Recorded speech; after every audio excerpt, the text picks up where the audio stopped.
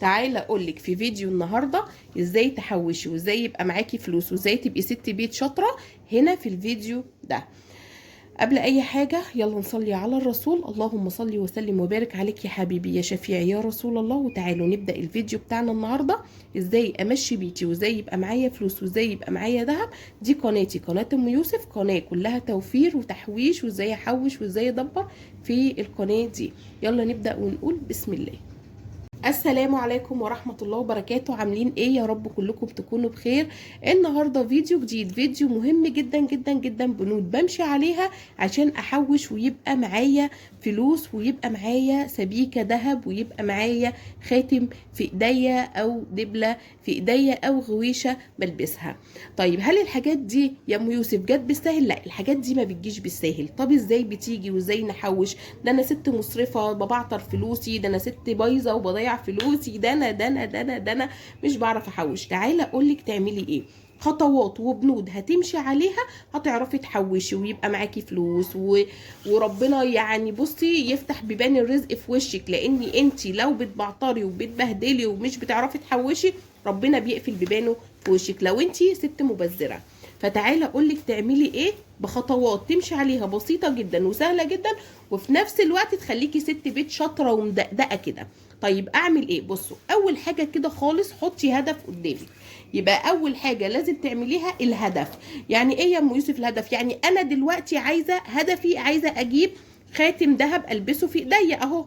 اعمل ايه؟ احط هدف قدامي. انا عايزه اشتري خاتم، انا عايزه اشتري دبله، انا عايزه اشتري غويشه، انا عايزه اشتري نص سبيكه، انا حسب ما انا عايزه. طبعا احنا مش بنطلع السلم مره واحده، السلم بنطلعه واحده واحده. انت لما بتيجي تطلعي السلم بتطلعيه مره واحده؟ لا، ما بطلعهوش مره واحده، بطلع سلمه سلمه سلمه سلمه. ده الكلام ده هينطبق هنا في حياتنا، هينطبق معانا في حياتنا. طيب هنطبقه ازاي بقى يا ام يوسف؟ بصوا يا بنات، انا لما حوشت وجبت السبيكه دي، هل السبيكه دي جت كده؟ لا، ما جاتش كده. جت ازاي؟ من التحويش، من التدبير، من ازاي احط ده على ده، ومن حاجه مهمه قوي قوي قوي قوي، المشاريع. ايه ده يا ام يوسف؟ يعني ايه المشاريع؟ يعني الشغل. المشاريع يعني الشغل. فلوس دي مش هتيجي كده، مش هيوزعوها ليكي كده، مش هتلاقي تنامي وتصحي تلاقي الفلوس تحت المخدة، لا، طريقة مشاريع. طب انا جوزي مش هيخليني اشتغل او اشتغل، ما هي المشاريع يعني شغل يعني، او اعمل مشروع في بيتي. طب انا هقولك في الفيديو ده على مشاريع تعمليها وانتي قاعدة في بيتك تجيبلك دهب وتجيبلك فلوس، تجيبلك دهب وتجيبلك فلوس. طب ايه يا ام يوسف المشاريع؟ عندك مشاريع كتير جدا جدا جدا تعمليها وانتي قاعده في بيتك. اول حاجه كده قناه يوتيوب، القنوات اللي احنا شغالين عليها، اشوف المحتوى اللي انا بحبه واعمله. انا بحب الروتينات بس يا ريت ما تظهريش. انا بحب الروتينات، اعمل مثلا قناه واخليها روتينات. انا بحب الفلوجات، انزل اصور في محلات هعملها وانزل اصور في محلات. طيب انا بحب نظام التوفير، اعمل قناه للتوفير والتدبير. انا ست شاطره كده وبعرف ادبر واحوش، اعمل قناه وايه وابدا اشتغل فيها. طب اعمل قناه ازاي؟ خشي على اليوتيوب، هتعملي كده كده، انت بتبقي عامله جيميل عندك وانشئي قناه، هاتي فيديو وامشي على الخطوات على التليفون وانشئي قناه. طيب هل القناه دي بتجيب ربح؟ اه بتجيب ربح. اول ما تفعلي 4000 ساعه و1000 مشترك بيبدا ينزل عليها الربح، بتدخل مراجعه وبتبدا تنزل، هتجيبي بقى فيديوهات وتتفرجي ازاي بتفعلي القنوات والكلام ده وازاي بينزل عليها الربح.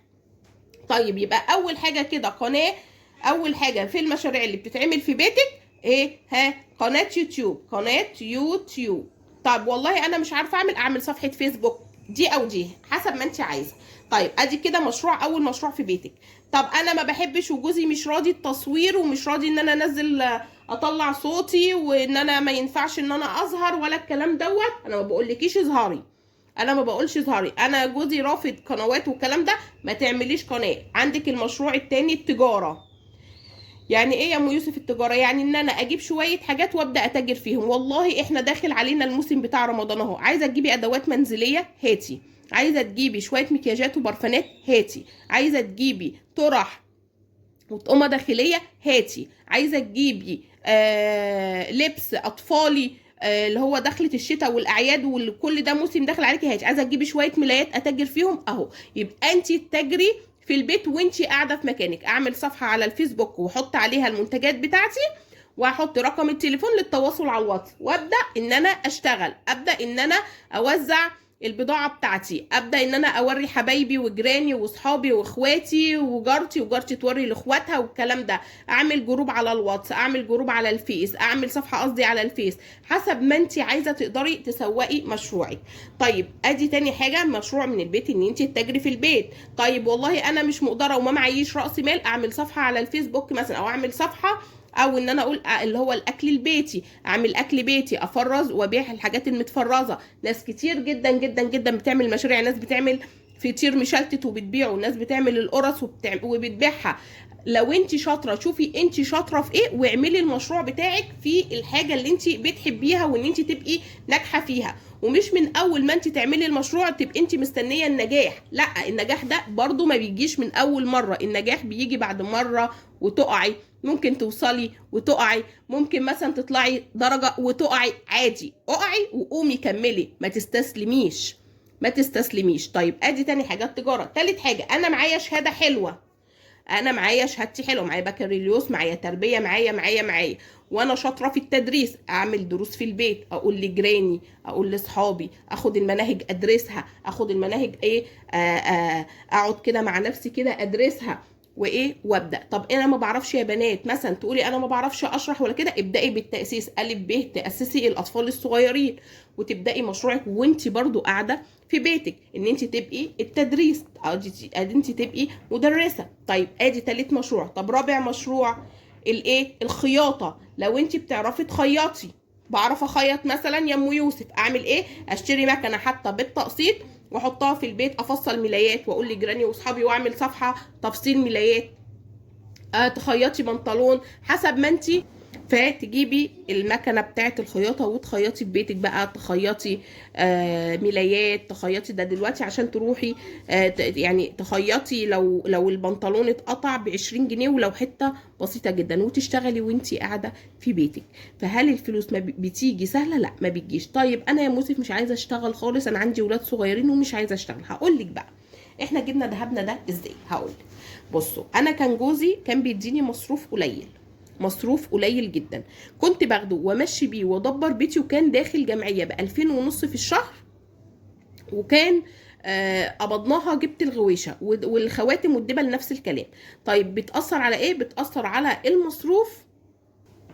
طيب هتعملي ايه؟ كنت بدخل جمعيه، كان جوزي بيدخل جمعيه مثلا، انا مثلا جايبه له جارتي مثلا بتعمل جمعيات كبيره، وكان بيديني مصروف قليل وبمشي على قدي، بمشي على قدي، ولا ببص اختي كلت ايه، اخويا كل ايه، ماما كلت ايه، جارتي جايبه ايه، ماليش دعوه بحد. كنت ماشيه على هدف قدامي، ان احنا عايزين نقبض مبلغ نجيب بيه حاجه نشيلها للزمن.